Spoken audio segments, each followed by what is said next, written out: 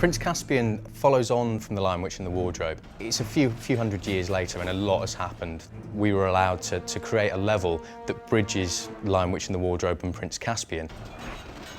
In our first level, we see Cair Paravel under attack. We're telling that story, which is alluded to in the book, not told in the film, and you can only experience it in the video game. We were very fortunate to be able to go out to Prague to film with the production company and the actors involved with the film. Today we've been filming 2 scenes for the video game, one for the very beginning, I think one at the end of the first level. They actually come from the very, very early chapters of the book and give you some of the backstory of what's been happening in Narnia.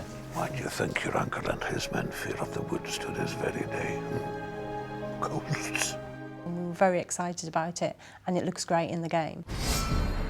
In the Prince Caspian video game, there are up to 20 playable characters. Not just Peter, Susan, Lucy and Edmund. You've got minotaurs, you've got fauns, you've got dwarves. We let people play as giants, you can play as griffins. The characters look so realistic, they all represent, you know, what we've been working with. We've spent a lot of time and effort to give people a reason to play as a different character. Susan has a bow and arrow, Peter has a grappling hook, and the player can choose whether they want to be gung-ho, whether they want to be stealthy, whether they want to just be a bit more thoughtful and careful. We are using motion capture to get the believability of the characters. Well, the motion capture, the performer wears a suit which is covered in reflective markers. I then step into a room with a circle of infrared cameras around, and they fire out an infrared beam which hits these markers here. The computers work out a 3D image, then lay on a character. So it's a bit like being a virtual puppeteer. We had Principe, the mouse, who we decided to mocap because he has a lot of human mannerisms.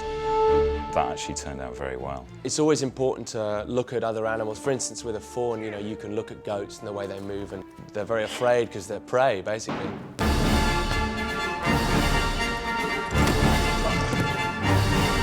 Motion capture gives you that subtlety, that level of realism which is very immersive.